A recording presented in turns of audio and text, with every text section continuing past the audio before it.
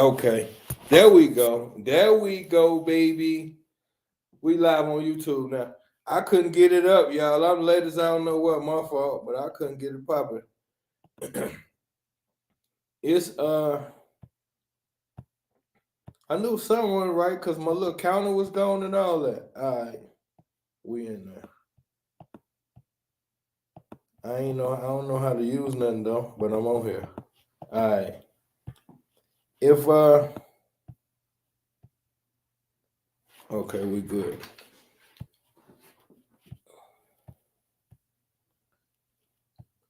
I had a whole bunch of clips, man. I don't know how to load them up. But y'all know if y'all was watching what day was that? It's last Tuesday. Last Tuesday. Peace, Queen Yahoo. If y'all was watching last Tuesday, I put up the clips. With all the athletes passing out. And I told y'all, Broski, what's up, guy? I put up the clips with all the athletes passing out. And I was telling y'all that all of them, y'all seen in the clips, all of them was saying something was wrong with their heart, with their chest. And I told y'all, I say it's because of the jab they put on you. Sticking people with that jab. Now, what's the odds that I said that last week and like 3 days ago, like Friday or Thursday or Friday, the CDC put out a thing saying that they're about to look into whether Pfizer is causing heart problems or not. Yeah, man, I just told y'all. And now they saying Pfizer the vaccine could potentially be responsible for heart trouble. No shit. And look though, that's why I hate when I don't got the slides. The Queen inboxed me this thing, man, and it's translating the word from Latin to English. So they break down the corona into corona, 2 words, coronavirus. And the translation from Latin to English is heart failure virus.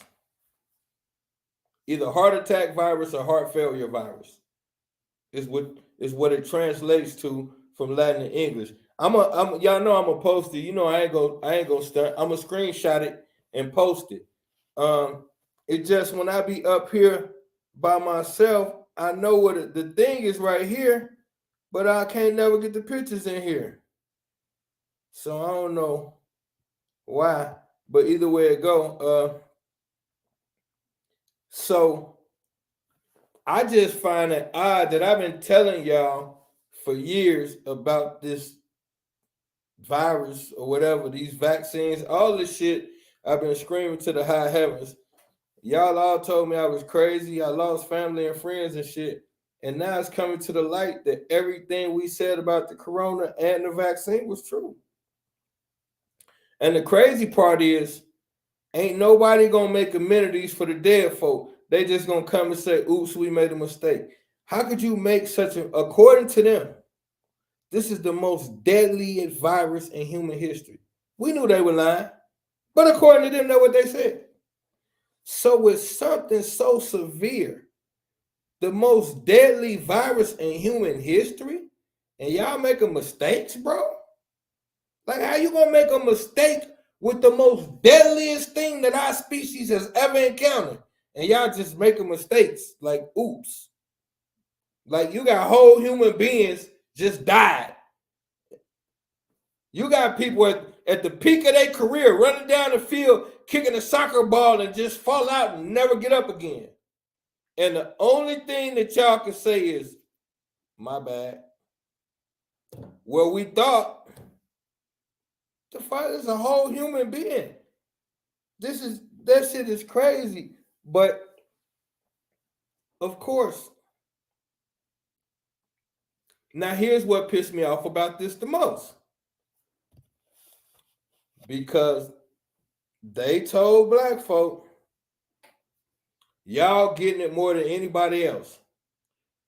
And y'all ran out and started getting it. When they told y'all that African Americans was contracting the virus 3 times more than all other Americans, when they told y'all that bullshit, y'all went from twerking at TT in their backyard party to standing in a long ass line letting white folks poke you with stuff. All I gotta do is just tell you some shit and you going. Now, I knew not to fall for that, because how you gonna tell the healthiest species in the history of the planet that this concocted ass virus is getting us sick more than anybody else? See, y'all be looking at your drunk ass uncle and all that shit, and you be looking at your unhealthy ass and you be thinking like, shit, man, we fucked up in the game. You are literally the healthiest species on the planet. Naturally. Now, once y'all get to the Burger King and all, exoticburger.com and all that bullshit, things change a little bit. But upon birth, you the best thing smoking. So I know the only way black folks is catching any disease more than everybody else is if white folks is doing it. Just that simple. It ain't no way around it. I know y'all be looking for little gray areas and things like that. And this one of the moments where my queen tell me I should tone it down. But I'm just going to say, we got okay, I'm going to say it a nice, calm way. Black folk, could y'all please, pretty please with a big, nice, shiny cherry on top, could y'all please stop listening to white folk when they tell y'all stuff that just seem kind of crazy? That's all I'm asking. I'm not going to swear. I'm not going to curse. I'm not going to yell. I'm not going to say anything that could be perceived that I'm the aggressive black man, because I'm not. I'm calm. So when white folks said, y'all dying more than everybody else, I said to myself, no, I probably said it out loud. Only if you bitches do, only if y'all doing it. I didn't say the B word. I was just, you know what I was doing. Anyway, so I'm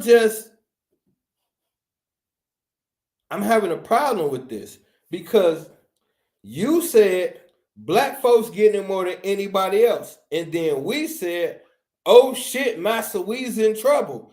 And so then we went and stood in line and let y'all take what they call the things to clean your ear. You took one of them things about as long as a forearm and shoved it up motherfucking nose and knocked his brain out. And then you said, oh, well, shit, you got it. You finna die. Now you got to get the virus, the vaccine and all this shit. It was a setup. And now, once they told you, you get sick more than anybody else, so you ran your ass out there and started getting vaccinated, and they made it mandatory for all the athletes. And who falling out dead and shit? The athletes, the people who mandatory, if you want your paycheck, take this shot. So they trusted whatever government, because they wanted their paycheck and they doing the right thing, took the shot, went up for a jumper and fell out dead. One young brother was walking down the court and just died. Bro, what the fuck is that? So, Houston, we have a fucking problem. Because now that the vaccine is giving cardiac problems, you add that to the horrible eating and health habits that we have, you increasing the possibility for us to fucking kill over. So when you tell me I need to get vaccinated or else, and then you come out 2 years later, the CDC, the same motherfuckers that told me to take the shot, is the same motherfuckers now talking about they investigating Pfizer. Fuck you. Why you didn't investigate them before they stuck that shit in us? Now people falling out dead and there's an investigation. Why we always deal with shit after the fact? Why it wasn't an investigation when people were screaming, no, something ain't right?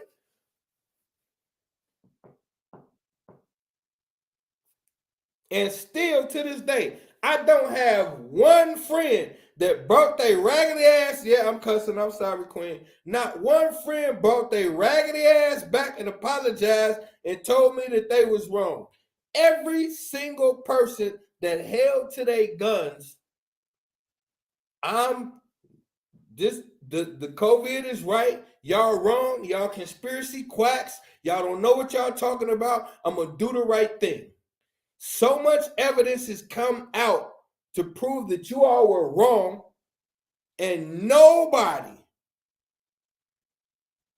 even white folks, the ones who did it to us, apologized before some of you Negroes who ain't had nothing to do with nothing. You got Negroes who just learned what the CDC was 2 years ago, argue you to the death, and still won't apologize. Meanwhile, the white folks who knew they was lying and actually did this shit is coming out like, yeah, we made a boo-boo. The fact that the CDC, I think different. I think a little bit different. So here's how I think. You can't run into my house, no mask, rob the whole household,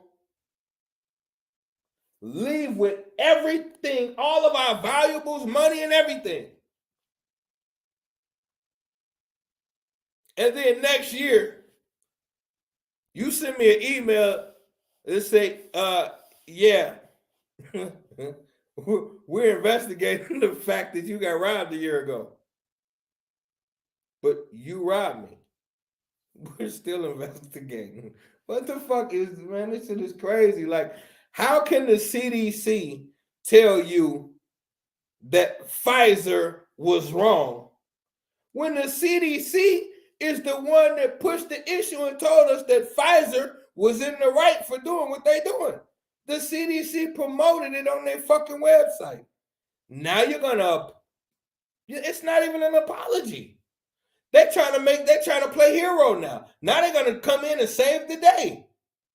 And this shit is tomfoolery. I don't understand. I don't know. This is the shit that we go for is amazing. So I guess they're sorry for making you put a computer in you that's going to be there forever, and you could die from heart failure. And I don't think they have a plan on getting the thing out of the people that they, because remember now, hold on. It's one more piece to this. Then we're going to switch gears, but it's one more piece to this, very important. Remember how they kept coming on the news with those charts telling us what percentage of America had been vaccinated? The push for over half of Americans have been vaccinated. They at one point reported over half of Americans have been vaccinated. See, I don't let shit go. Y'all do. I can't let shit go. So I got to remember the moment when they told us on the fucking news for everybody to see, over half of Americans have been vaccinated. Those same fucking people are now telling you that that vaccine could potentially be responsible for heart failure.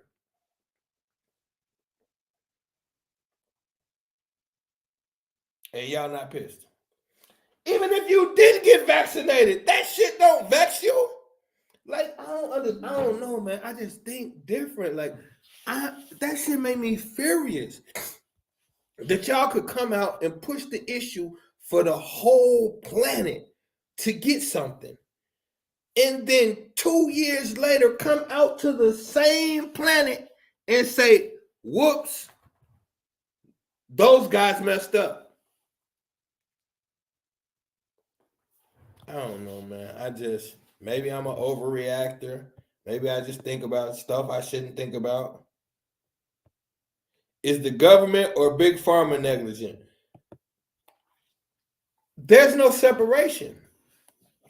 Because that's a great question, actually, Queen. But that's the slick shit they do. Because it's like, okay, they want you to separate the pharmaceuticals companies from the government.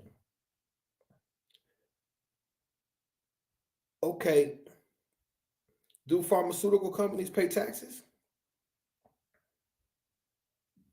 Because somebody is making billions of dollars off turning the American people into pill-popping zombies. And I'm pretty sure it's the pharmaceutical companies that are doing it. However, I don't know what the tax on $1 billion is, but I'm sure it's something nice. So if you slide me a couple billion quarterly, I could potentially not see some shit. Like half of America doped up, I could be convinced to not pay attention to that for $1 billion. People will kill your mama for $1,000. Do you know what a human being would do for 1 billion? Billions? The pharmaceutical companies make so much money, I can't even. Any number I throw out there, I feel like it's unreasonable. If you start anywhere under 100 billion, I feel like you're kidding yourself. If pharmaceutical companies ain't pushing a couple 100 billion, I feel like you're kidding yourself. Everybody is popping fucking pills. And then you say, Queen Mother just asked a good question. Who owns the pharmaceutical companies? Well, we could look at it 2 ways. For one, like I just said, it don't even matter who own the pharmaceutical companies to an extent, because the revenue that they bring in to America as a whole. And now here's another thing. We all know that the government is puppeteered by others. So the government is a vehicle that's driven. It's not an actual thing. So now, with that being said, if the government is just a vehicle that's being driven, remember they used to say USA. When we were growing up, it used to be USA. You don't see USA no more. You see US. Because it's a corporation now. It's a bunch of conglomerates. That's what they call the American dream. So what you got now is the United States. See, a conglomerate, a corporation, a bunch of business entities that combined. The America part got removed. So pharmaceutical companies are like this right here. You got this thing called philanthropy. You got Bill Gates. Bill Gates, during this coronavirus thing, he became somehow, through some miraculous turn of events, he became the number one authority on viruses. So let me ask you this. How does a computer nerd, a guy famous for computers, What makes Bill Gates the #1 authority on viruses? It's just a computer geek with a lot of money. So I said that to say this. Who owns the pharmaceutical companies is who had enough money and influence to buy one. Same as who owns the private prisons. Everything in America is for sale if you got the complexion for the connection. Or if you're willing to sell out your own for the connection. Those are your two ways of entry. You either got the complexion for the connection or you sell your own for the connection. Now, I'm by no means saying we can't accomplish anything any other way, but y'all get the picture. So now, I just think it's another one of those things where we got shafted and we missed it, and nobody, the reason why it keeps happening, because like now, nobody cares. Because like me, for instance, this is how I got into all of this in the first place. My favorite rapper was Jay-Z. We was in the studio one day. One of the younger homies came in there talking about some stuff about Jay-Z being a devil worshiper, and it's all over the internet in this new video that on to the next video had came out with all the symbolism in it and everything. And so they was big on he's a devil worshiper. And I'm like, man, please, Jay-Z got too much money, blah, blah. I'm defending him. That to me, I had at one point in my life, I had said, I feel like Jay-Z is the smartest black man to ever live. I said that stupid shit. I said the dumbass shit. I said it. I'm guilty. It is what it is. It's the cross I bear. But I said that. No, but I said that because I fell for the mirage of we equate money and influence with intelligence. So we see somebody with a shitload of money and we automatically think, well, the only way you got all that is if you're extremely smart. So therefore, who am I to challenge somebody so much smarter than me? We equate money with intelligence. We look at rappers. These rappers be dumb as fuck. Athletes can't even speak in complete sentences. But we will let LeBron give us our political stance. And what about those athletes? While we talking about the vaccine, what about all them bitch-ass athletes that came on here and told us to get vaccinated? Not one of them gonna come apologize to y'all. See, this is the type of thing I be looking at. This what I be thinking about. If we continue to not pay attention, then we always gonna be at the ass end of waking up when it's too late. All it takes is one time for them to run one of these scripts on us, and we completely don't participate. Y'all don't understand just how big of a wake-up call it is. If we understood that we're sun beings on a sun planet, which means by pure science, we're the most powerful beings on the planet.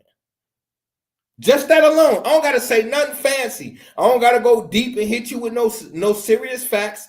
Just something simple. You're a sun being on a sun planet, which means the sun gives off strength and intelligence. So your strength, the reason why you jump higher, run faster, shoot more baskets, run more touchdowns, you do all of that better than everybody else because of the sun. The reasons why you invented everything first, intelligence, the sun. You're a sun being on a sun planet. All you got to do is just exist and fight back, and you can't lose. All you got to do is just exist and fight back. That's it. And the fighting back then got so simple. Y'all think it's more complicated. It's easier to fight now. I was at the gym. I had a big swole brother tell me he want to come in the gym and box with me, but telling me I ain't messing with that Panther shit, man. I am, but I'll come and hit the bag. But I get it because they made such an impression publicly to scare black men off to ever want to be a part of something organized again because we'll do something to you. But the thing is, now it's a little bit different. All you have to do is don't go. Like y'all say all the time, I ain't going. I ain't stupid. I ain't going for that. I ain't following. That's it. You don't have to do nothing miraculous other than every time they pull it, just don't go. Simple. But we so scared, terrified, we think of all this other shit. No. Square, give you a perfect example. Perfect example. And people toss the ball back and forth about this. So let's deal with it. Deion Sanders. Been in Jackson State for all those years. Winning seasons. Then he take him to the national championship and win. Okay. Now, soon as he win a national championship, the white boy called him. Colorado. Oh, we want you. $5 million.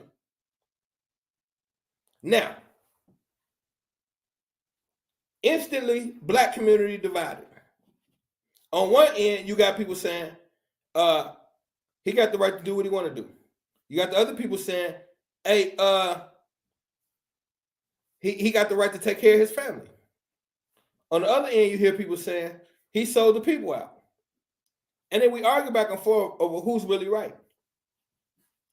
Well, let's just look at it. Does he have the right to take the money? Yes, he does. Does he have the right to look out for his family? Yes, he does. Can we have a moment of clarity and say, we can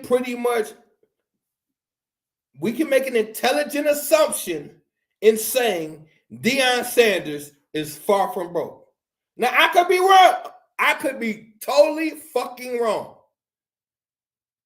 However, all those seasons of football, which don't mean anything, a lot of football players leave broke. You add on all the endorsements. You add on, as far as we know, no huge legal problems, never really been. So like, that's just bag on top of bag, being a golden boy. And you go from being a golden boy in sports, then you become an announcer. Then you got NFL Sunday, and it's like commercials, and you coaching for the, like, he probably got a decent bag. So with that being said, $5 million. See, poor people look at $5 million like, man, he should have took the money. For Deion Sanders, $5 million is a fun weekend. What is it? Don't let them fool you. Oh no, don't even try to. Hey, don't let them fool you. Deion Sanders does not. And a lot of people say you can't pocket watch. You can't tell him. You're right. I shouldn't pocket watch, and I can never tell another man what he does or doesn't need. However, I'm going to put myself out there on a limb, and I'm just going to go ahead and say it. In my strongest, most confirmed opinion, Deion Sanders doesn't need $5 million. If he get $5 million more dollars, I don't think it makes a fucking difference at all. However, that's not what we're dealing with. Here's what we're dealing with. This shit is strategic. Why the white boy didn't call you until you win a championship? Then you win a championship, they offer you $5 million. Why they offer that number? Because what they do, they went to Jackson State. You can look up the budget, make a few phone calls, find out what they got in the expense account. Oh, okay. They offering him $2.2 million, huh? Get a nigga $5 million. Done. That's it. Now, what really happens? The most troubled young individual on this planet is the predominantly fatherless young black male. And for whatever reason, we seem to think the only shot in hell our children got at being successful is shooting a basket, rapping about killing each other, or running touchdowns. So there's a lot invested in getting our kids onto them sports fields. And so now Some of these young men lost a big brother, father figure, mentor. The overall programming, that thing that a black man can bring, and only certain ones got it, that make you rise to the top and everybody relate to you, that's gone. That's removed from the system. You're taking that thing to a white school. Now, at the end of the day, they're all white schools. So, however, going with the narrative, you're gonna let that formula for success get into the hands of these white coaches. They're going to keep you around, steal your blueprint, steal your game, steal your information, then either have you doing something weird with a wig on, or I think he already had a wig on. So no, they're going to turn it up a notch and whatever. Maybe you're going to join a black eye club. I don't know. I'm just saying, like, from a perspective of the people, I don't think it was a good decision to take the money. And for one, if the white boy is eagerly give you 5, he gets 7. Hold out for a minute. Make his ass wait till the goddamn till the Christmas season was over with. Have him double back on you. That 5 would have turned to 7.5 or something. Shit, I don't know.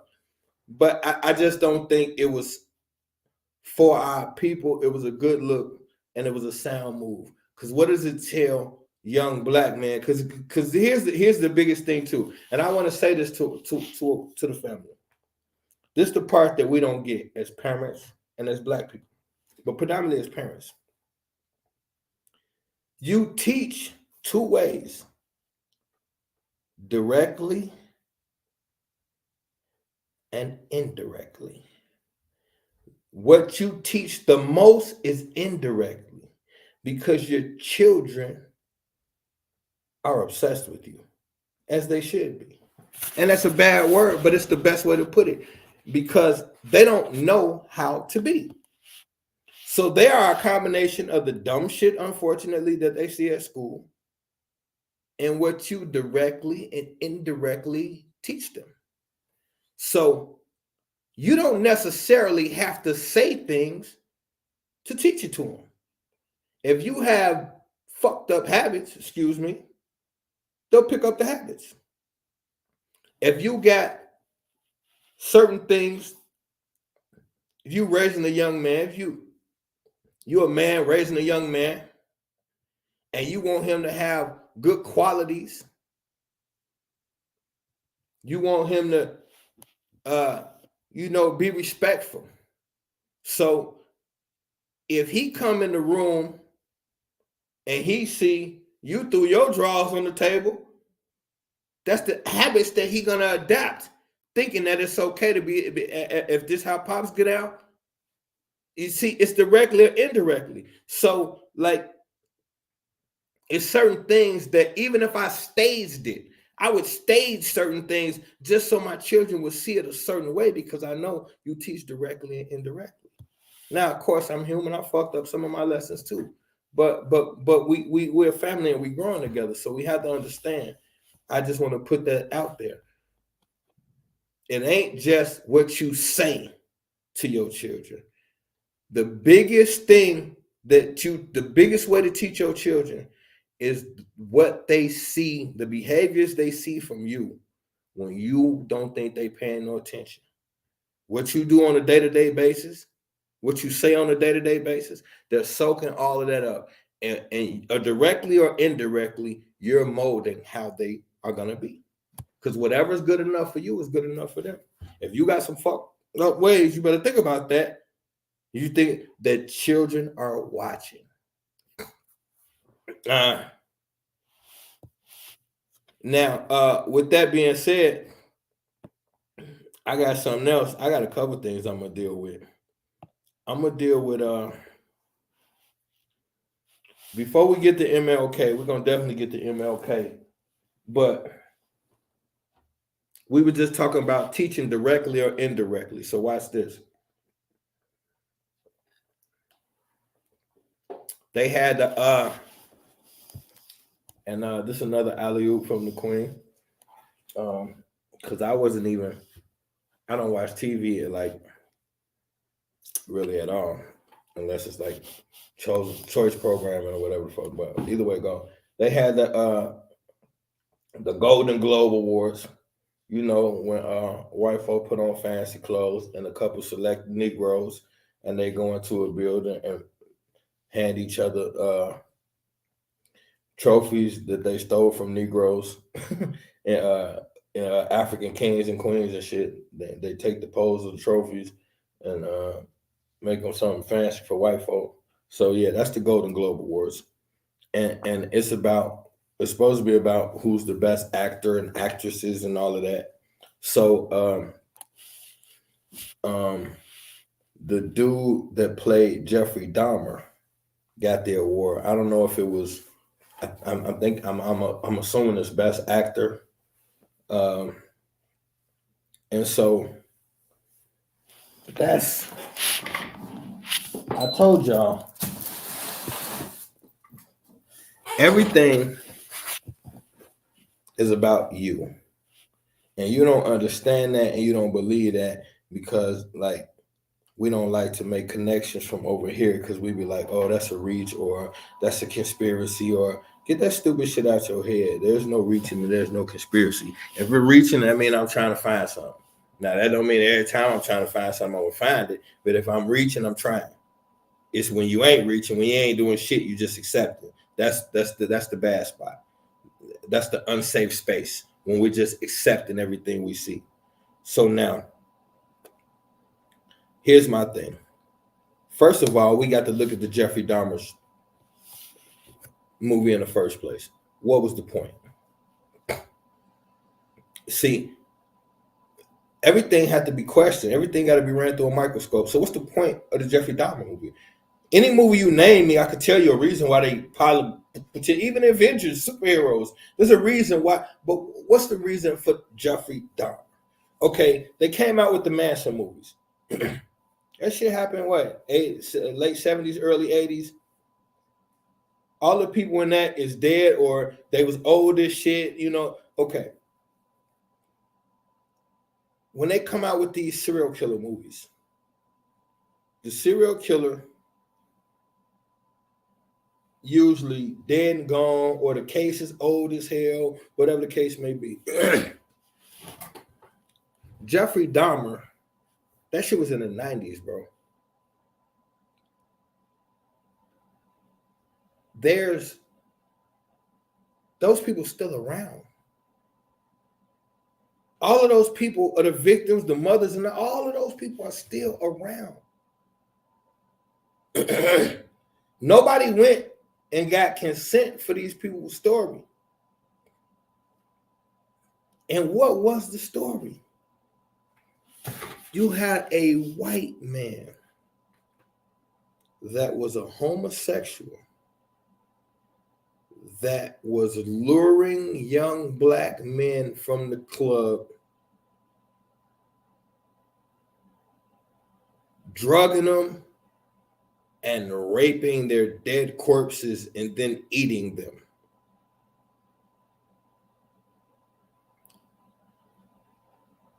Who benefits from this story? Zone 1, what's happening, God? Because you got to think about it. Look at the timing. See, I pay attention to all this shit. What's the timing? The timing is at when the LGBTQ community is at its peak. This is the most relevant and the most powerful the LGBT community has ever been. So you wait to the height of that, then you bring the movie back. And who is the victims? The victims in this particular scenario is young black men. Now, are y'all aware that that particular age group that Jeffrey Dahmer was targeting, mutilating, raping their dead corpses and eating, that age demographic is the number one age demographic for homosexuals in America. The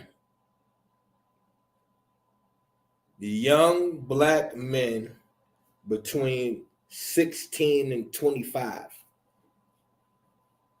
That's who he's targeting. And that's the number one homosexual in the country. So the movie gets to do two things. You get to promote homosexuality. Because 5 years ago, this movie wouldn't have been acceptable. You can believe they've been thinking about it. They didn't just come up with this. They've been wanting to do it. But they had to make the time acceptable for it. 5 years ago, this movie would have got banned in America. So now the time is more lenient. So now we come with this. We get the we talked last week about energy manipulation. This is manipulating energy because it conjured up. Now look what happened. Black people took to the internet. Oh, this bullshit. The family got hurt. It drugs up the old feelings, emotions, energy, sucking you in. Energy manipulation. While they sit back and just pull the strings. There's no purpose for this movie. And then the tweet that the Queen sent me, they were saying, like, somebody said, this guy is, you have to separate the real Jeffrey Dahmer from a guy just playing a role in a film. He did a great job, and you guys need to leave him alone. He's a great guy. Let me explain something to you. Any, hear me when I say any. I'm saying any with a capital A. Any man or woman, but I'm talking predominantly to men, that can get in front of a camera and act out a rape scene, there's something else going on in here.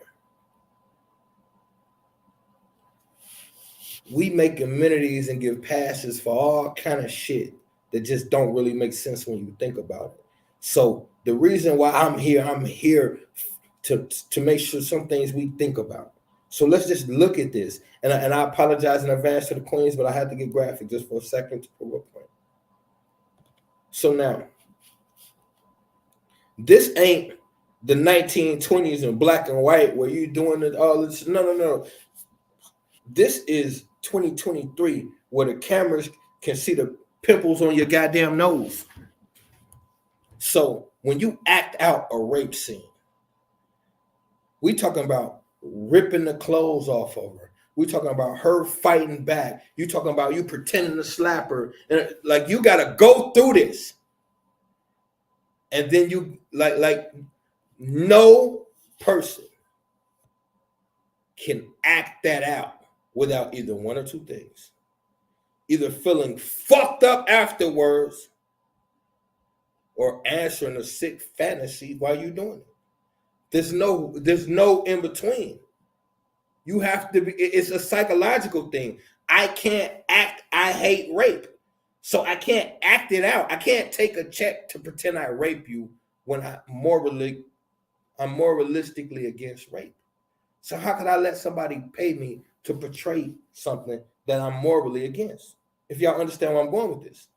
It's like, okay, I can't act out a pedophile scene. I'm morally against it. These are things you just have to think about. So like, somebody sent me a thing with the kid when Orlando Brown was a kid. And he did one of the episodes on the Jamie Foxx show where he had two black eyes, and it was allegedly an episode about bullying. But now Orlando Brown is the same one that has been coming out for the last 10 years, screaming to the high heavens that He's been sexually violated and molested for like 10 years straight or some shit. So now, y'all know last week we did that black eye thing and we discussed where black eye comes from. So now we have to question, was that a makeup thing, or did little Orlando really have two black eyes? See, that's that space we're in right now. That's that space we in right now, where you have to, you simply must not let shit slide and look into everything. So back to our original point, I have to play. See, when we say all the time, the thing where if you ain't part of the solution, you part of the problem, that whole thing. And that simply means is like people will say, well, you can't be mad at white people because all white people ain't bad. Not suggesting that. But we do have to say this. For the white people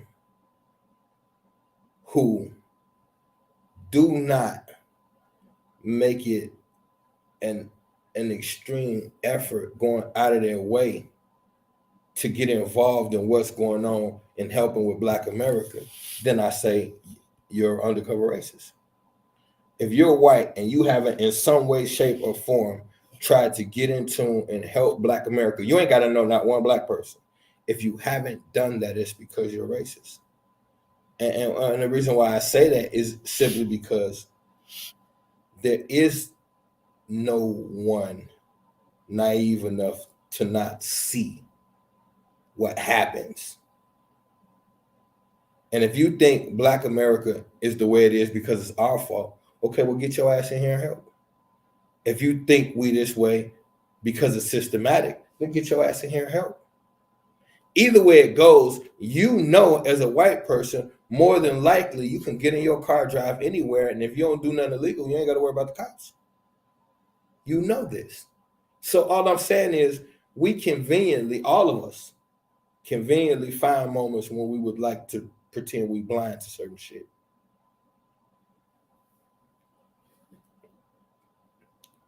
If I'm an actor, I have a responsibility to give my best performance in whatever role I play. However, I have a moralistic thing that I have to adhere to no matter what. So what I mean by that is when a white boy get a script and he reading the script and he see that he's going to have to say nigger twice in the movie. If that white boy will accept that role, he a racist. I don't give a fuck if he your favorite actor. I don't give a fuck if he date a Black woman. I don't give a fuck about none of that shit. Monsters Ball. Billy Bob played a racist ass hillbilly that said nigger repeatedly throughout the movie. Said all kind of horrible racist things throughout the movie. And then got the privilege of fucking Halle Berry at the end of the movie. Do you understand psychologically what they had to do to her? See, we just don't analyze things. So you wrote it in your script. You took I'm the number one starlet in Hollywood at the time. You invited me on to the movie. Okay. You send me the script. And now, in this script, as I read it, you got it scripted out for the most beautiful woman in Hollywood at the time, according to everybody else, and the number one actress at the time, according to everybody else. And you send me a script that says, this white boy get to say nigger and dirty Black bitch 1,000 times through the movie, and at the end of the movie, he get to fuck me, and you wrote that. That's a white boy fantasy. To direct that is y'all don't understand. That's a fantasy. That's something the director fantasized about. That's a fantasy. I get to call her all kind of nigger bitches, and then I split that dark oak. You hear what he said? You ain't a man until you split that dark oak. That's a common saying amongst white men, just so we clear about that. It is a common saying amongst white men that you are not a real man if you have never had a black woman sexual. Because the black woman is supposed to be the sexual goddess. So if you have not tamed her sexually, you're not a real man.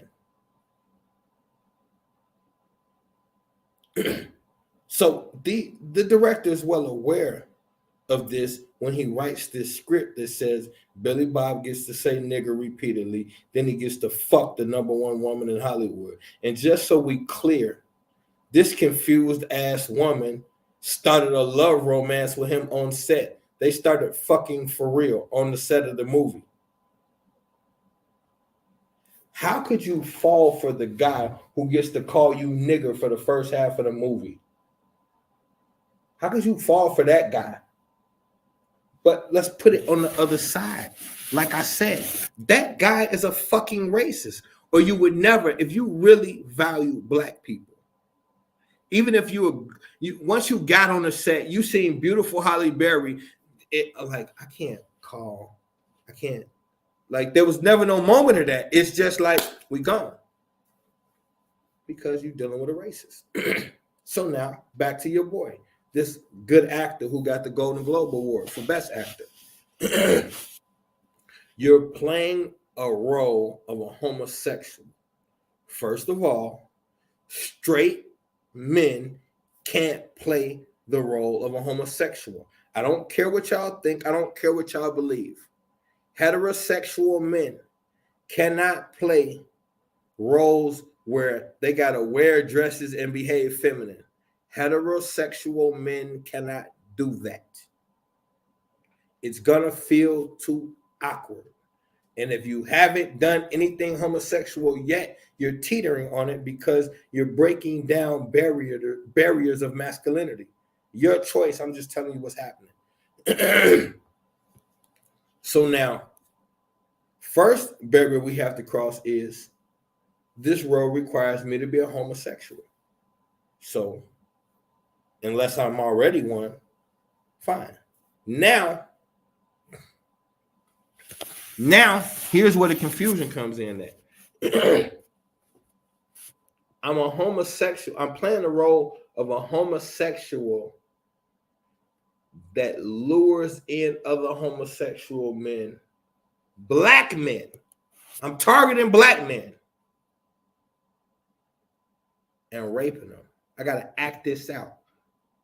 I got to target them, lure them in from the gay clubs, make out with them, take them back to the house, and rape them and kill them. I got to act this out. I got to put myself in a dark place to where I make it believable that I like men and I like to manipulate them and rape them. I have to make you believe that. How do I conjure that up? How do I conjure up the energy to make you believe that I like to fuck men, lure them out of bars, and rape them, and then eat them? How do I play such a believable role? And I know y'all, it's just acting. Well, we got a couple issues here. Yeah, you're right. It's just acting. However, according to the LGBTQ community, they are all frequently being ostracized, marginalized, stereotyped. There's a stereotype that that I frequently hear members of the LGBTQ community arguing about connecting them with any type of pedophilia or being unnecessarily freaky. They want you to know that, hey, this is just who we are. Don't attach the weird stuff to us. Just because we're part of that community doesn't mean we're into pedophilia. You don't speak against it either. Just because we're part of that community doesn't mean that. Okay, so my point is, watch this.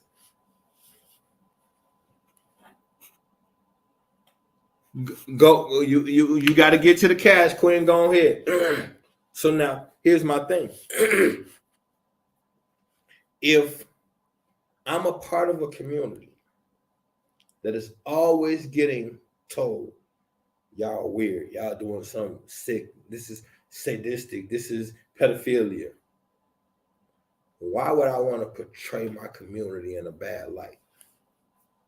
My community is always getting picked on for this Jeffrey Dahmer type of behavior. Why would I play a role that would allow my community to be seen in such a negative light?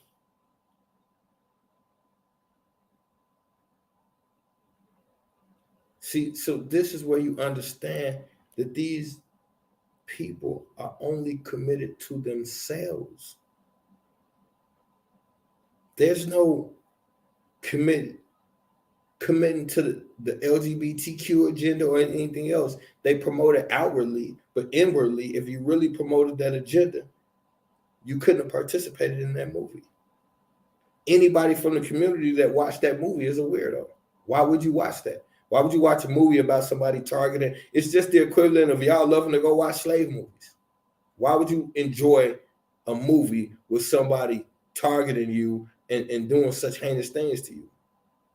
This is a psychological malfunction.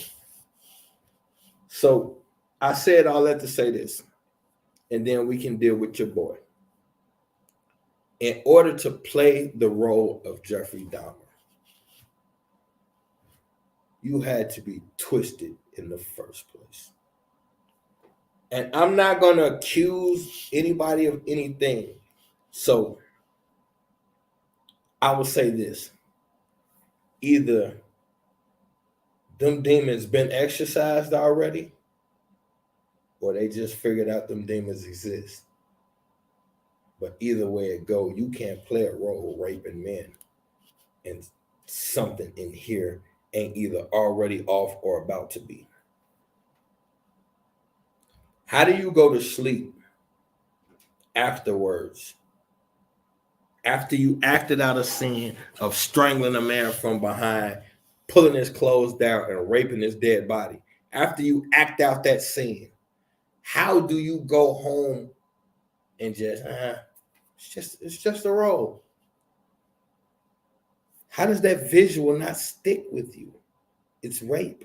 It's a threshold being crossed mentally, and we don't understand that. And once you cross that threshold, that's a point that's hard to come back from. I think I said through the gate the movie was sick as fuck, and we got a couple things to look at real quick. For one, we got to look at that whole fantasy came out the mind of a director. So what director decided? That's another thing. You can't be a heterosexual man and direct that movie. It's a bunch of male on male sex scenes and rape scenes. How can you be a heterosexual man and be directing that? So therefore,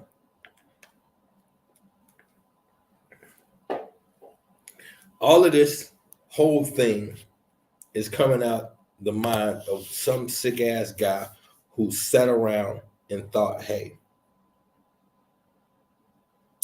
maybe it would be cool to direct a movie where gay men have sex and rape each other. What else could you have been thinking? The actor said, I hope some good came out. He said, thank you to this person, and thank you to that person, and thank you to those people who helped me get out of that really dark place. What dark place were you in? You're playing a role where you have to mutilate and rape men. That's a very dark place. And then his last final thoughts was, and I hope some good came out of it. So that's one of those things where people piss in the wind and tell you it's raining. What good could have come out of it? What's the purpose of you saying that? I hope some good came out of it. Bitch, y'all got a check. And the movie did crazy numbers. What more could you hope for? I hope some good came out of it. There's no good that can come from it. Dahmer's dead, and the family, you just pulled a fucking band-aid off a sore. There's no good that can come for this. Y'all didn't pay none of them black folks. What good? This what good could have came out of it. Your rich ass could have said, I'm donating the proceeds of this movie to the family, for the victims. And the least you could have did was that. But you didn't. So miss me with the I hope some good could have come. You don't hope shit. Hope floats. Anyway, moving right along. And I'm just gonna tell y'all, I have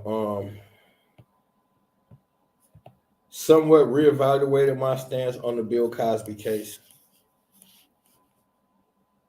I had said that I was 50-50 on saying, like, I definitely believe he was guilty, but not to the extent that they said. I no longer believe that. I believe he was guilty as fuck. I believe that he probably did even more than they told. I believe I didn't even see the women who testified, but in my opinion, without even watching it, I would say 90% of them was telling the truth. If they might have threw 10 of them in there that was just to keep the juices flowing, but I believe most of them told the truth. I believe he was a sick, sadistic piece of shit who did every fucking thing he was accused of, if not more. And even did some shit he didn't get accused of. And I believe they intentionally kept that to themselves just to scare him because they was always going to let his ass out after they got the information they wanted. These are just my thoughts. But we're going to deal with sick ass Hugh Hef Tuesday. I'm gonna do a real thorough breakdown of this shit. Y'all not even gonna believe what the fuck was going on with that Playboy shit. Like, this some of the sickest shit ever. This shit down there like Dahmer. This was some sick shit. So we're gonna deal with that Tuesday. Now for I really don't even want to spend a whole lot of time on MLK. That's why I didn't. Excuse me. So I just say I only threw that in there just because it's time to get past that stupid shit. Like, I didn't even do one. Every year I do a Dr. King thing, and it always ends the same. That pissed me off last year, so I did a whole fucking hour and a half or whatever. But I ain't doing that shit no more. If you still think that, I mean, you could just look at the whole movement. Once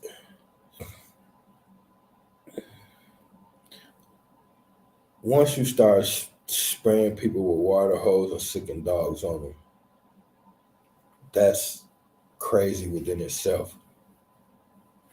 But I just asked myself repeatedly, how come he never had got hurt? It was black people getting fucked up, getting beat to death, and how come like he never got hurt? And why you keep taking busloads of people somewhere where you know they finna get assaulted? And then people's like, well, that's just the fight they had to fight. Our people was willing to fight. Yeah, they was, and that's dope. But we talking about the leadership. To have a chauffeur in the 60s, that wasn't cheap. Why does Dr. King have a chauffeur? Come from a rich ass family. You looking to excuse me, his family background, and they've been having money for a long time. And then you look at his whole history is like a kind of like a put together. Like they changed his name to Martin Luther. That wasn't his name. And this is another slave master, a sadistic homosexual slave master. Why you name a black child after that? Then you look at they always bragging about he went to Morehouse, but Morehouse used to be a Catholic college that they just converted. And this is why I be talking all the time. I had um, I forgot who it was, but I had a back and forth with somebody a week or two ago about my brother Daniel Wright about all of the about all of the HBCUs, none of them being by black people, and he said I was wrong, and then he came back on some real man shit and was like, I looked into that. You was right. I love when brothers do that because I'm a brother that'll do that. If you tell me something and I thought I was wrong and I find out I thought I was right and I find out you was right, I'll double back on you and let you know. Like we got to get out of that and can't be scared to learn from each other and grow with each other. Nothing wrong with you correcting me. I think when the arrogance comes with it, it makes hard for us to receive. So as long as you can put your pride to the side and say, "Hey, brother, hey, sister, king, queen, whatever the case may be, I know you thought it was like this right here, and it might be, but here's what I think." Find a humble, even if you know you dead right, find a humble way to say it. A lot of times it's just our approach, and then people receive it the wrong way. But so you're looking at the college he came from was Roman Catholic. You're looking at his name, Catholic. Uh, he's telling you he's a Baptist minister. Uh, he's got a chauffeur, so he's a rich guy. Um, and then you got NAACP is another one. Uh, my general always said the N fake CP. So you just got to look at these things and look at like what he really did. Like now, tomorrow, I told you the slogan is they never tell the truth. So tomorrow, they got a whole day set aside where banks and shit gonna be closed for a black man. It's the most racist country that ever exists, and 90% of that racism directed towards black men. So what would ever make them give a black man a whole day where they close shit and can't make no money? Because he helped. You got to think logically. If they didn't want integration and he's the guy that integrated them, why would they give him a statue and a street and a holiday for accomplishing something that they didn't want accomplished? They didn't want integration. So you can't look at it from today's lens and say, well, the world ain't like that no more. No. They didn't make the statue last month. The statue's been up for years. So you have to ask yourself, the man who, according to what we think, gave them hell and then made a historical push and got integration when they did not want it, you're going to give that guy a holiday? Why? What did he do great enough to make America give him a holiday? He went against America. So y'all be like, well, no, he went against America, and according to what you think, he won. You don't get a holiday for whooping America's ass. Okay, if that's the case, we know that America got their ass whooped in the Haitian Revolution. How come we don't got no monuments of Haiti? We don't got no evidence of nobody that ever whooped on America. So you have to use logic and say, okay, something else is going on. Then you will look at these pictures and you see him at dinner with the Rockefellers. Why is Dr. King at dinner with the Rockefellers? The people that, if you don't know nothing else, you can ask anybody. You can find a drunk dude on the corner, ask him, do you know about the Rockefellers? He gonna say something about money, power, and ruling the world. That's it. That's all you got to know. They're a family. They got a lot of money. They're super powerful, and they got something to do with ruling the world. You don't got to know nothing else. Now, Dr. King, the guy who's trying to liberate black people, why is he clearly, him and Coretta are clearly fucking tipsy? Don't be an asshole all your life. You could look at them and clearly tell they're tipsy. Why are they tipsy at dinner with the Rockefellers? Oh, they're presenting Dr. King with an award. Y'all always be talking about he got the Nobel Peace Prize. He did. The Rockefellers threw him the fucking party in hell and gave him the award. We always say he got the Nobel Peace Prize. He did. The Rockefellers threw him the party and gave him the fucking award. Does that change how you feel about his award now? It ought to. See, it's the details that we don't know, so then we can't properly facilitate a right action if we don't know all the details. That goes for everything. I'm experiencing that in my personal life. If you don't know the right course of action, you can't properly facilitate your next move. Now, we look at what he actually accomplished. Integration, civil rights. How come every other group on the planet, you got Native American rights, you got Asian rights, you got Hispanic rights. When it comes to black folks, you got civil rights. What is civil? It's the civil word root. It's the root word of being civilized. Civil is the root word of civilized. So they want us to be civilized and get our rights. You took them with a pistol and a whip, but you want us to be civilized when we get them back. These things have to matter. They don't have to cause you to do anything irrational, but they have to matter. These are things you have to understand, digest, and they have to matter. So why do we have to have civil rights? Because let's look at what happens. If you are in America pre-civil rights, from everything we know and understand, white folks hate black people. They lynching them, hanging them, and all that shit. So you can't look white people directly in the eye. You can't go into white neighborhoods. You can't go into white restaurants. You can't go into white stores. So listen, hear me clearly. If you can't look white people in the eye, you can't go into their restaurants and you can't go into their stores. That means you can't participate in the white people's world in no way, shape, or form. What does that mean? If you need shoes, you got to have black folks make them for you. You couldn't go buy no Air Jordans back then. They was making shoes. So you had to go find a black person to make them.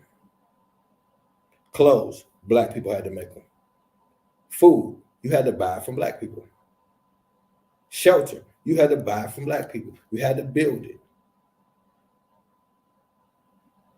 So when you went grocery shopping, if you needed a haircut, if you needed whatever you needed, you had to go and get it from black people. Now, what's the number one thing you hear black folks all starting the last 2 years? The number one thing you hearing in every circle of black folks for the last 2 years is what? Black economics. Got to get the bag. Economics. Okay, I agree. Black economics. Well, you can't be somebody saying you got to get the bag and I'm all about black economics, and then tomorrow get your ass up and celebrate Dr. King. Because Dr. King single-handedly on his own completely fucking destroyed black economics in America. The civil rights movement was the death of black economics. Because if the only way we can get things is to purchase them from each other, that's an economic base, because all of your money is circulating amongst your people so we can get rich together.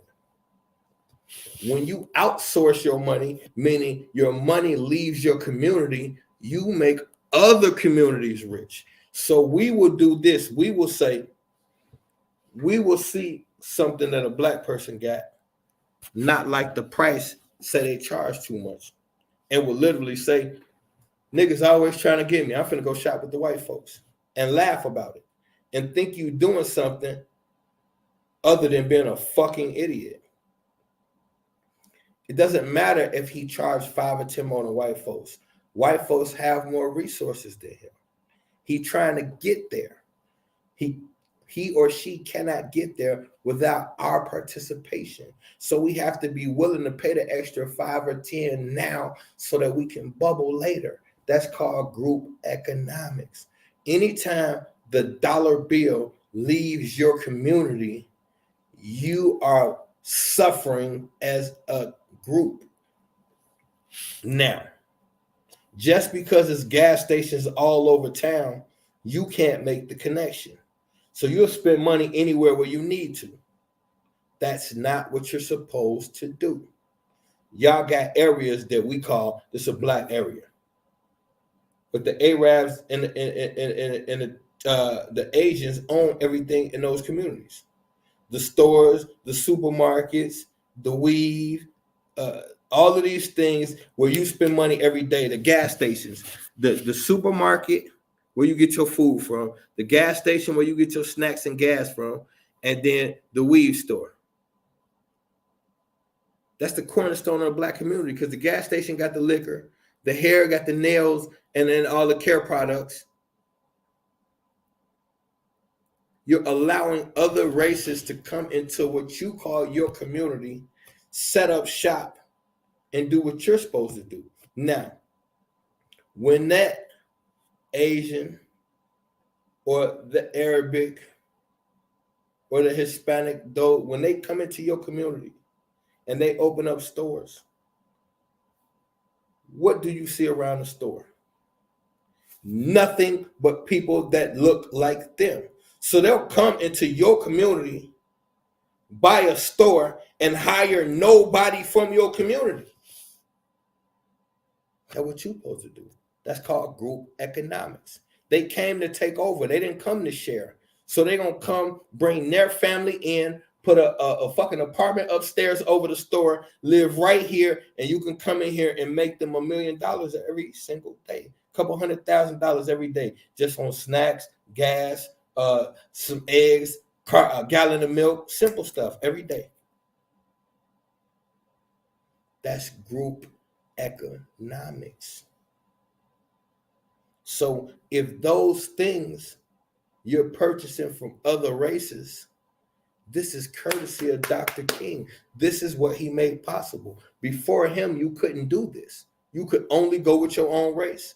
After Dr. King did his thing, now other races said, yeah, we'll take your money. See, you think you fought for equality. It was never about equality. It was about them needing your money. You got two instances in Black America. You got the Civil War and the Civil Rights Movement. Both times dealing with you. Notice what's similar. The word play.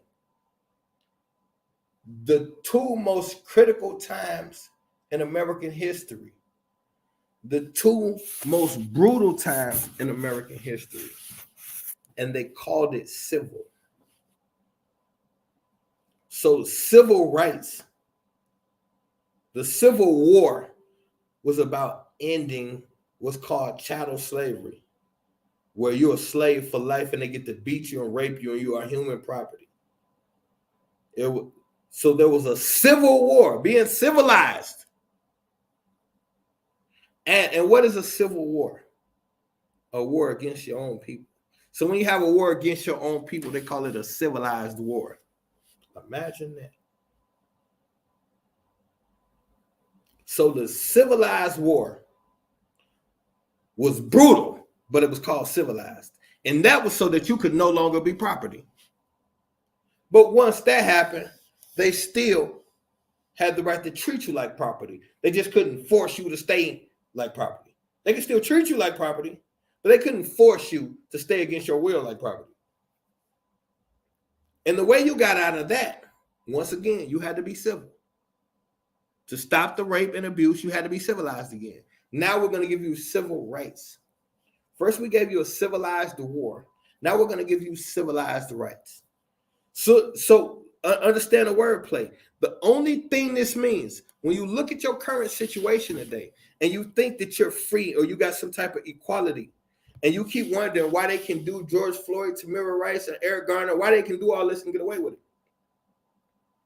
Because the only thing Dr. King got you was the right for them to be civilized to you. That's it. They don't have to do, see, the civil rights movement, the only thing that won you, because remember, during the fight, they got the sick dogs on you and spray water hose. Now, after you win that, they legally can't do that no more. They can still call you nigger. They can still rape you and frame you and kill you on Facebook Live. They just can't stick the dogs on you and spray you with water hose. Because you won your civil rights. You earned the right for them to be civilized. You wasn't born with it. You wasn't born with the right for another being to treat you civilized. You had to fight for that right to be treated. Not good, not equal. See, y'all missed the wordplay. No one said you must be treated equally now. You didn't fight. Dr. King didn't fight for equal treatment. He fought for civil rights. That's not even a treatment. That's a privilege. A civil right is a privilege I'm giving you. A better wordplay would have even been civil treatment. He didn't even get it that good. It's just a right. Something that you should get.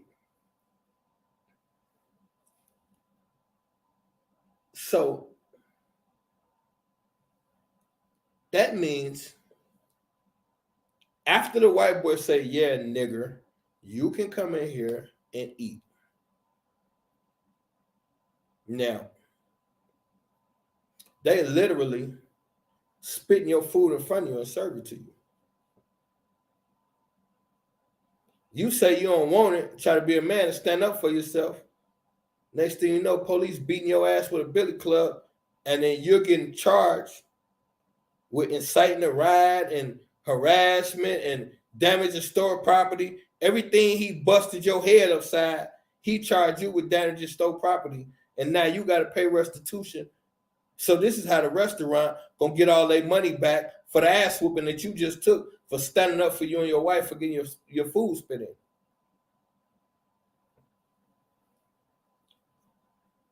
So now, before you woke up with the right for white people to spit in your food and whoop your ass in public, before that, you could go down to Mr. Johnson and them and get you some good old sausage, and they cook them how you like them, and you get extra grits just because Miss Johnson think you was a sweetheart and all that there. You get you a good meal for not even half what the white folks charging, because she know you ain't got that much money, so she gonna charge you 3 nickels, but you could even owe her a nickel if you ain't got one.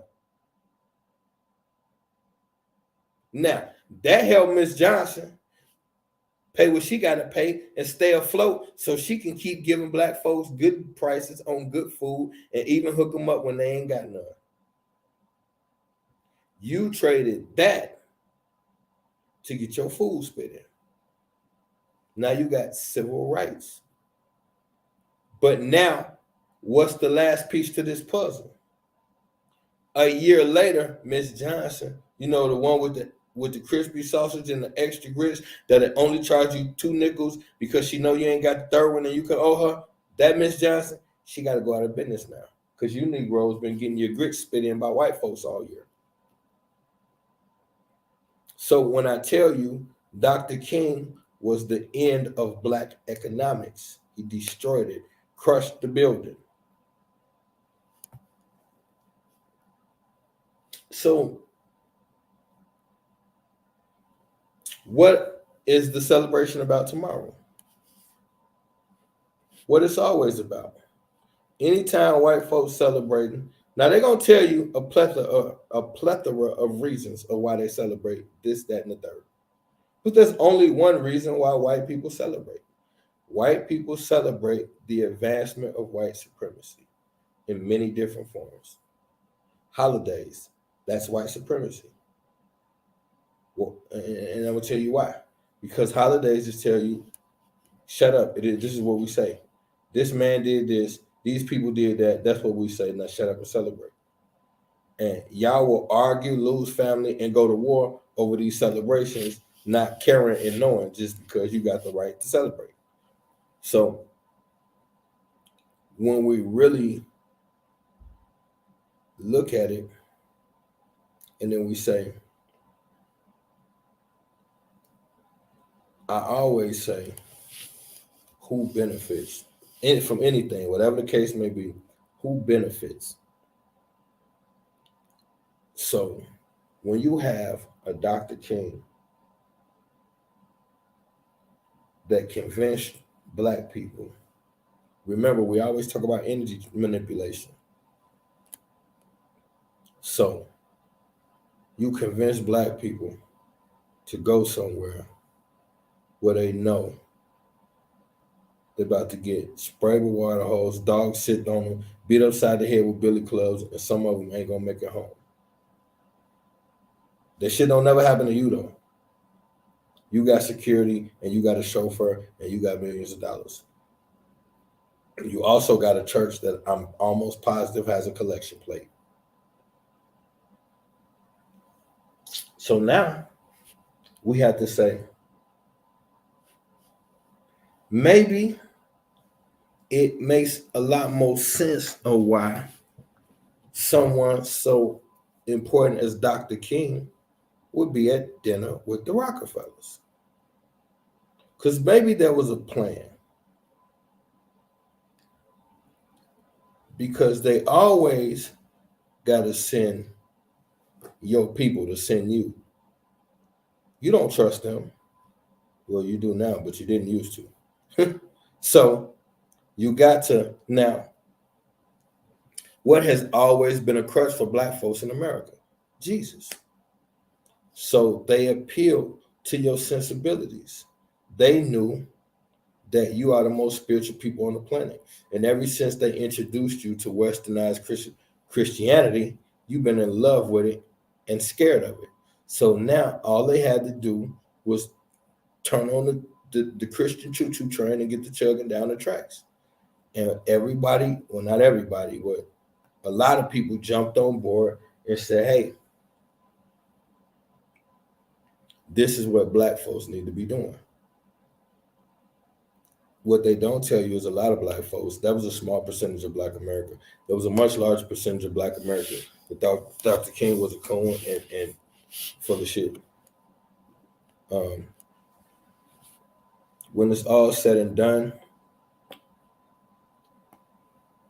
in my opinion, all the evidence leads to the fact that he was a plant. Peace Queen, through the door, out the gate, he was a plant. I believe he was born and bred for that exact role.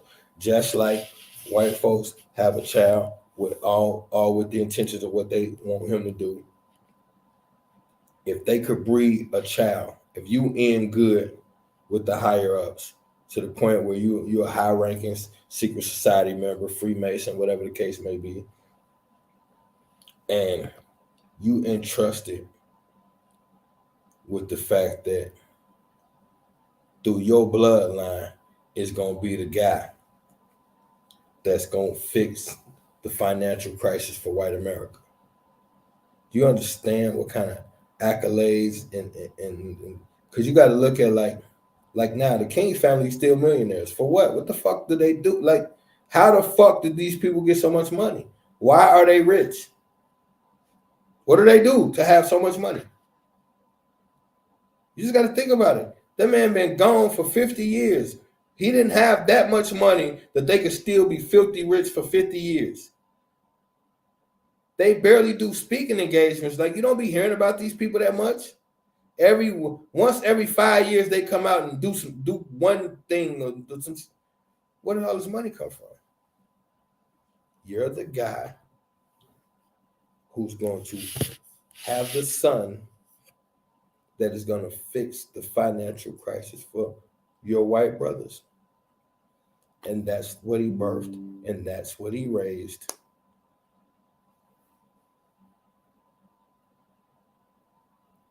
And Dr. King was one of the worst things that ever happened to us. Now, I feel like he got a conscience at the end after he hung out with the brother Malcolm. Malcolm put some game in his ear, and then he felt guilty, and then he got his top knocked off because you can't have dinner with the devil and then say you don't want to play. It is what it is. I don't think I think it's at the point where we got to know better. We got to know, like, we shouldn't have to keep discussing this. We should know, like, certain things. And if you don't, it ain't about Dr. King. It's about, like I said, what we suffer from the most in Black America. What you hear us talking about the most is Black economics, a Black economic structure. Well, we don't have one. And if we don't have Black economics, then how the hell do y'all suppose that we're going to get out of our current condition? I already know what you suppose. You suppose you going to sell enough crack or enough heroin or enough dope or make enough raps, shoot enough baskets, run enough touchdowns where white people going to leave you alone. And hey, maybe you will. Doesn't do a fucking thing for the rest of your people, though. Like,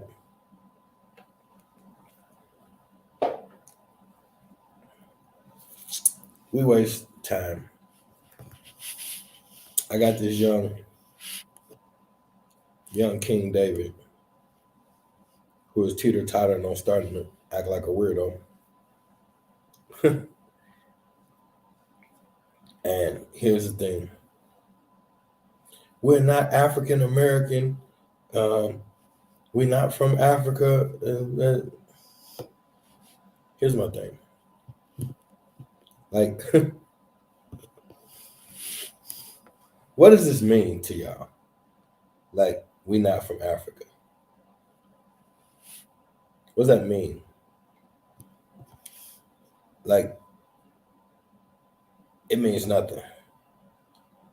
It's just some shit to be dealing with, like we do. So I might have a debate coming up next month, but this is the third time I'm supposed to debate this dude, and every time he talk tough and run. So if you're watching Young King David, we both know. You gotta know by now because you haven't won a discussion with me in about down there a year. We gotta know I'm gonna hog tie your little ass and leave you for dead. Metaphorically speaking, of course. But this argument of we not Africans, we the real Americans. Here's why this is a dumbass argument. Spoiler alert, young David. There was once upon a time where there was no one else on the planet except for melanated people.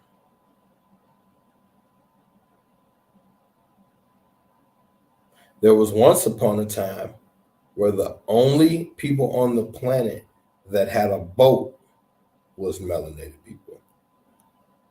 There was once upon a time where the only people on the planet who had a boat decided to get in it and go places.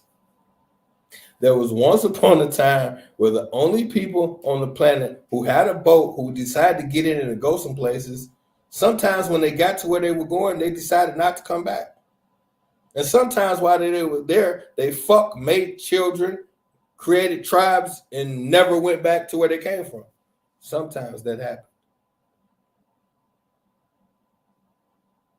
So, what difference does it fucking make which one of those places that we were the only places on the planet, we were the only people on the planet to see in the first place. So essentially, we were the first Africans, the first Americans, the first Europeans, the first Australians. Like, are you getting the point now, young genius, but not quite? So this is a dumbass argument talking about where we came from first when we was the only people on the planet first. And this guy's convinced. I just won the argument in like 2 minutes. And this guy's convinced he's going to debate me on this dumbass topic and actually win. Whatever. It's just more shit on top of shit to do so that we can waste time and not deal with the real shit. And it's just like dealing with Dr. King every year. He stood for the one thing. It's simple. Feel however you want to feel, but just understand this. The number one thing that he is given credit for accomplishing, the number one, the most significant aspect of his existence, what he's getting credit for accomplishing, just happens to be the most detrimental thing to Black folks in human history.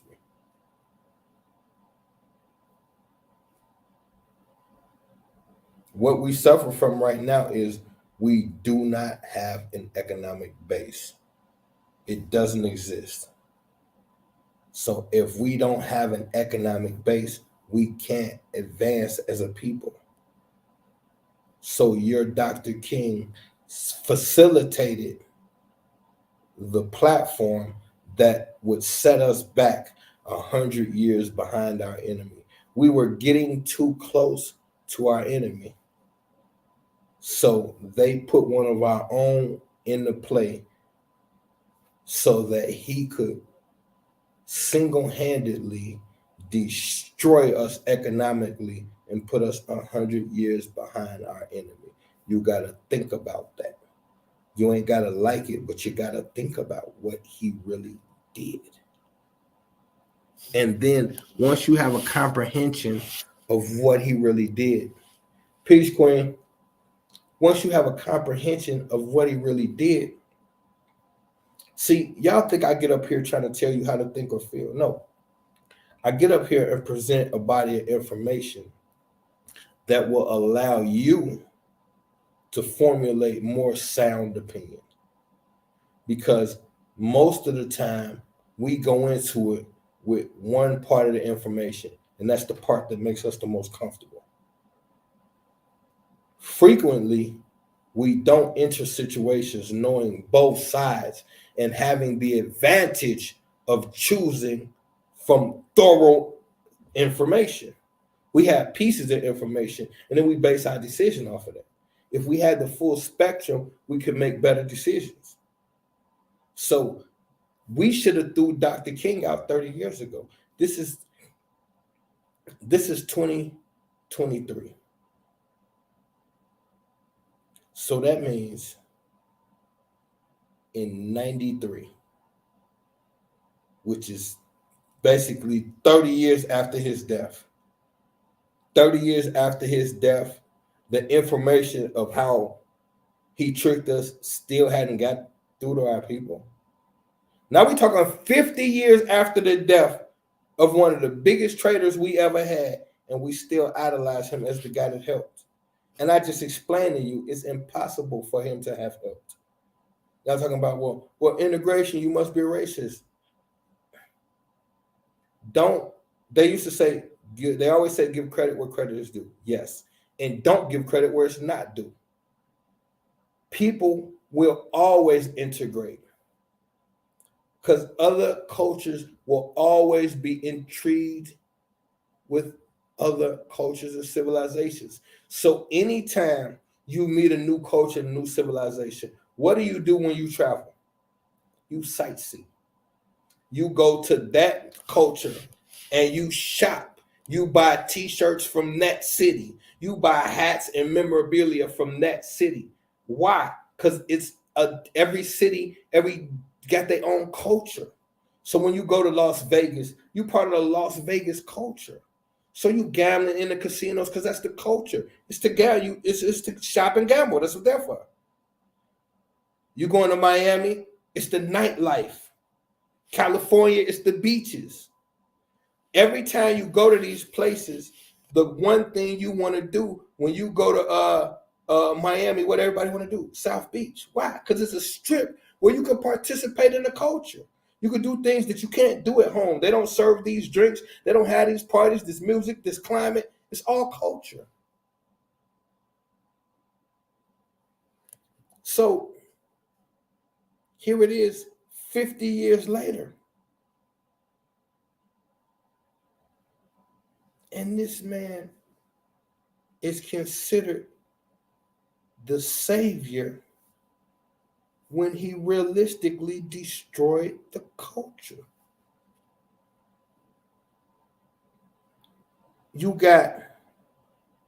I just brought up the young man I'm supposed to be debating. He's too young to understand that his assertion is disrespectful. And I'm going to tell you why.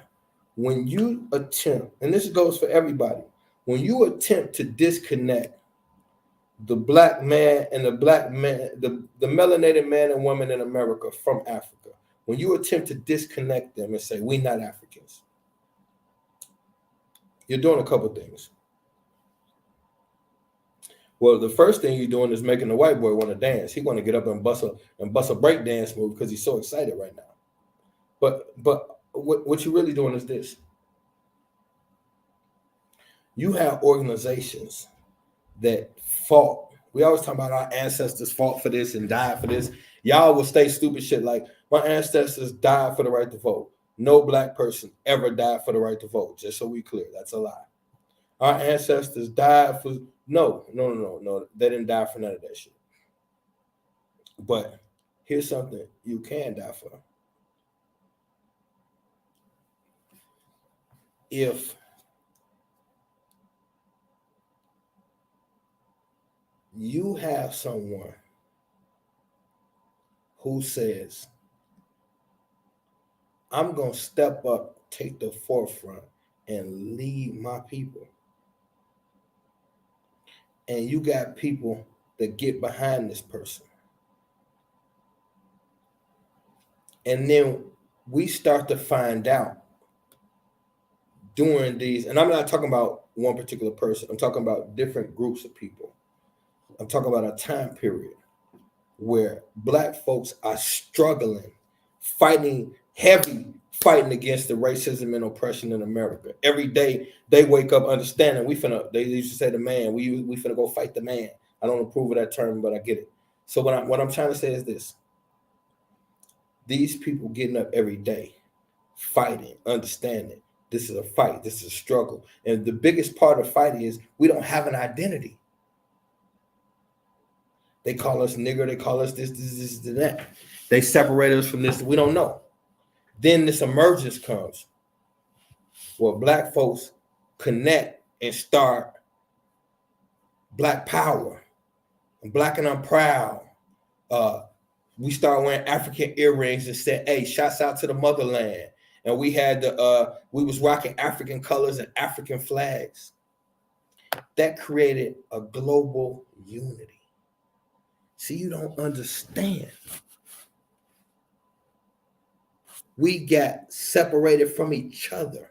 Get rid of the land masses. Stop thinking in terms of land. Fuck the land. We're one body of melanated people. That's what you're not understanding. We didn't come from 12 different tribes, because where those 12 tribes come from? Everything came from one particular thing. We call it the source. We call it the beginning. Y'all call it God. You can call it what you want. But energy is the DNA of the galaxy, meaning that the way we can tell that everything comes from the same source is because everything has energy in it. And if everything, If me and you got the same blood, we kinfolk. So if energy is in everything, then that means everything is related. Related to what? The primary source of where the energy came from. Whatever that is, call it what you want. This is simple shit. Simple. You don't got to overcomplicate it. It's just simple shit. Everything has to have a point of origin. Okay, so now, if we're going to say that, excuse me, so then we could say, simply put, according to science, the only science that we have, the only science that has been proven on this planet, science says that the first species on this planet was a melanated woman. The oldest thing we ever found came from a melanated woman, which stands to reason. Because even though your Bible tells you that God pulled a man from a woman's rib, what we see in our face every single day is the only entry onto this planet is through the womb of a woman. We got nothing else. We could speculate all we want, but what we know for a fact, the only way that we factually know, I'm not talking belief, and I'm not questioning or challenging anyone's beliefs. I'm talking about what we know and can understand. The only thing we know and understand is that to enter this planet, you must enter this planet through the womb of a woman. Okay. Simple things we can understand. Now, something else simple we can understand. I said this a while ago. This is a melanated, you are melanated beings. The sun is 27 million degrees Fahrenheit. It's hot as fuck. Meaning, whoever originally designed this planet designed it for a species that could intake 27 million degrees Fahrenheit worth of heat. There's no other explanation. I'm not going to create a planet with something that hot and place beings on it that can't stand the heat. So the first thing to be placed on this planet was beings that could tolerate the heat on this planet. These are just simple things that we can deduct from what we know. So now, we got woman and we got melanated first on this planet. Now you want to argue about where they was at first. What difference do it make? It doesn't. Here's the thing though. If I can get you to say, you don't know where you're from, how can you regain the most important thing that you lost? Remember, follow me, stay with me, family. What Dr. King destroyed for us was Black economics. Well, what really is Black economics? Now we got to go back a little step, because remember, we had two civil incidents. We had civil war and civil rights. So let's go to the first one, civil war. Civil war was the war to allegedly end slavery. Well, what was slavery? The only thing you equate is the movie Roots. White boys whooping your ass with whips and raping women. That's not what slavery was. First of all, something we need to understand about slavery is way more men got raped than women. Believe me when I tell you, way more men got raped than women. That doesn't dismiss the plight of the women, but I'm saying that so you understand who you're dealing with. Now, the other thing we need to understand about slavery is this. If we see in the movies all the time, we see simple scenario. Let's think about 300 or any king queen movie you ever saw, Braveheart. What happens? You got two armies line up and you got one army just bum rush. So now this your town. I come through with ships on the shores and 1,000 guys on horseback, and we just run into your village. We kill everything we can. Now, here's what just happened. The movies don't explain it properly. You look at the battle scenes and you think, okay, these other people just got conquered. What does that mean? The land just got taken. That's the part we're not thinking about. So we always say, the Alexander the Fake ran into Egypt and conquered the Egyptians. Okay. What does that mean, though? We want to talk about the religion getting changed, and we want to talk about all of these different things, but we're overlooking the most important thing. Egypt was the most valuable place on the planet at the time. Resource-wise, information-wise, culture-wise, history-wise, secret-wise, this is the place where everything happened at, and you can get all the information. They took that. Look at something, even though Roots was some bullshit and they made it up, it didn't happen like that. But let's just look at the framework. You got people getting off ships, ransacking villages, and taking you back, putting you on a boat, and taking you away. Okay. Here's what they're not showing you. The people that had to stay behind. Because once I come in your village, hog tie you and put you on a boat and take you away, there's no idiot on the planet gonna run into a village, ramshack it, take all the goods, take all the people, and then leave you to have the village back. Why would I do that? The resources, everything that you value comes from the dirt. All the fancy shit, the fly shit that y'all like, it all came out the dirt. So the most valuable resource is the dirt. So they're conquering and it taking land from you, is my point. Slavery was about displacing you as a people and stealing your land, stealing your identity and stealing your land. They can't steal your identity if you know who you are. So that entire rant was to say this. Brothers and sisters, kings and queens, gods and goddesses fought tooth and nail to have the right to teach us that we Africans. You couldn't say that at first. To say you was an African at first, you would have got the skin beat off your body. You would have got beat to death. To say those words and connect yourself with anything from your old tribe would have got you murdered. So when you see black folks in the 60s starting to pick out their hair, what is that? What is picking out your hair until you got a big ass circle on the top of your head? It's the sun. You think black folks were sitting around like, let me make my hair look like the sun? No, that was the universe talking. Just like now, all black folks got locks. Your hair is your antenna to the cosmos. That's the universe talking. So when your people get abducted and subdued, these traditions and practices get removed.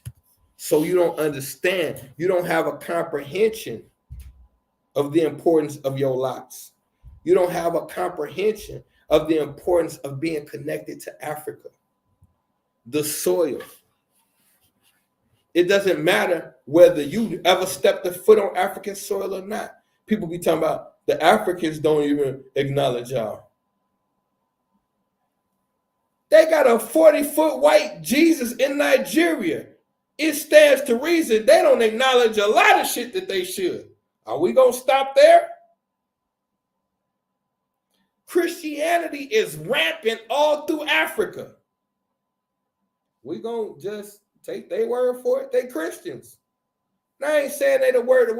My whole point to that rant is how you going. You got two colonized people mad over who got colonized the worst. You not African. You not American. So we come to Africa, they treat us like outsiders. They come to America, we treat them out like outsiders. What's the common denominator? The white boy run both of y'all. So what the fuck is you doing? The white boy rule over both of y'all. So whether you African or you want to say we was in America first, and the oldest pyramids is in America, the biggest pyramids is in America. Okay, when you're done with that, then what? That didn't do nothing for us or to the white boy. So what are we doing? This is a nothing burger. But this is what we engage in because we don't got shit else to talk about. We could really, like you calling yourself conscious or woke. This is the time to get with some more conscious woke people and get into some fly shit. The guy told me I don't got enough people watching my show for him to debate me. You could say that to me. You could sit around on the internet and go back and forth with me. If you've seen a black man that was trying to reach his people and you deducted that he wasn't doing it right, why you ain't help? Why you wouldn't get your ass up here every week and push the issue? Like, I don't agree with everything, but at least he up here teaching black people. I ain't even got no platform. Fuck it. I'm gonna get in good with dude, and I'm gonna use his platform to break down his teachings a couple times. But at least we'll reach some black people. See, we don't think like that. It's always, remember, civil war. That's you versus you. So we had civil rights and civil war. Anytime you do the civil thing, you got two things going on. It means be civilized, and it means you versus you. What happened in the Civil War? It was slaves on both sides. How the fuck is that possible? How is it possible for us to have spent slavery together and then reach a moment where we literally decide, you know what? I can't fight with my people. I'm going to go with this white man. This is some other psychological things going on here at play that we haven't examined properly. If I almost told on myself, I got a trap for you, young King David. I can't even call you young King David no more because today you was a straight weirdo. So, like, and I'm gonna tell y'all this. I'm gonna make a prediction. If this debate goes through, which I doubt it because he's scared, I already know, but we're going to see. If this debate goes through, look for somewhere in the middle, watch this, in the middle of the second round, the insult's going to come. Don't get caught up in that. Anytime you're watching a debate and one debater starts insulting the other one, that means he's getting his ass whipped. Real scholars know if I'm in a debate and I throw insults at you, it could be a distraction. And if I'm winning, I don't want to do nothing that could distract the people from my point. So I might say something that's funny as hell, but it switches the energy because now he responds to the joke I made, and now we back and forth, and we got away from this ass whooping I was giving him. So real debaters never do that. So this is how you could tell. When the insults come, that means the ass whooping is upon us. Happens every time. On my internet debates, every time I get to warming them up, the insults and the negativity and the swear words come. So don't pay that no attention. That just means we cooking. When it's all said and done, we have to get better at setting some ground rules and principles. And that's why I say to y'all stuff like they never tell the truth. Information is the only real currency. Knowledge is the only real power. I say these things so that we can establish a core set of rules that it'll help us. So when I start by saying they never tell the truth, you don't know how many times that has saved me. Because I know instantly when I see whatever they show me, don't believe it. Now, there's been times where I didn't believe it, double back and found out there was some truth in it. But I got to start through the door when I'm dealing with them. And y'all know what I mean when I say them. When I'm dealing with them, through the door, they're not going to tell the truth. And why? Because you're a slave. And why does master tell slave the truth? No master has a vested interest in being honest with a slave. It's not. The honesty is, nigga, I don't give a fuck if you die. I just want you to work. So either way it go, this is if I know they never tell the truth, I start there. The opposite of whatever they feed me. Information is the only real currency. The only way I can figure something out is if I get the information. If you can't get the information, you're at a standstill. It's just basic. You got to know something to know something. Why would you argue with me when you know in your heart you really don't know? Why would I argue with you when I know in my heart I really don't know? So any argument or debate I bring to the forefront is things that I'm knowledgeable about. And I'll tell you if I'm not, I'll say I ain't sure about that. But in this world of scholarship, if you're going to be engaging people with your opinion, always understand you got to know something to know something. Fuck your opinion. I mean, excuse me, but nobody cares about your opinion. Opinions get people killed. Information is how you survive. When a person got the gun to your head and said, tell me something or you die, you got to have information or you're dead. Information is how you survive on this planet. So obtain all the information. I'm at an informational crossroad right now. I'm trying to get more info. I suggest we all do the same. Get the information and then start from there. Knowledge is power. In the old days, the way you got the girl was being smarter than the other guy. Now the way you get the girl is a lot of drugs and being dumber than the other guy. This has to change. And then you have to give some responsibility to the queens. Y'all are accepting drug addict idiots for companions. And that starts the whole thing of you saying you can't find no good men. All these niggas ain't shit. I'm finna have a hot girl summer because these niggas ain't loyal. All the stupid shit that no black queen should ever think. But you justify infidelity by your opinion of your man. If your man is so lowly on your opinion totem pole that the only way you can feel right is to sleep with another man, that says something about you, not him. If you're actively having sex with a woman and you got so many things you don't like about her, you're not putting in the work to fix those things, then you either have to leave the relationship or shut up with the complaints. You have options, but you can't stay and then mistreat her, call out her name, beat on her, and then scar somebody for life. Well, really, you empty on the inside, or you haven't found a way to get what you want from the situation. You still have to be man enough and woman enough to say, okay, we reached this is a stalemate right here. I care for this person. I thought it could, but it can't. We had a stalemate. I got to do what's best for me. That's better than carrying on and then y'all two get to carrying on. We just got to get to this space where we're more concerned with prosperity in each other. I want you to do good. I want me to do good. And shit, that's as far as I go with it. I want to see you figure it out. I don't got this thing on me that says, I bet you're going to do it wrong and can't wait till you do. So it's just a space we got to find as a people who say we want to advance. Because saying it and actually putting in the work, two completely different things.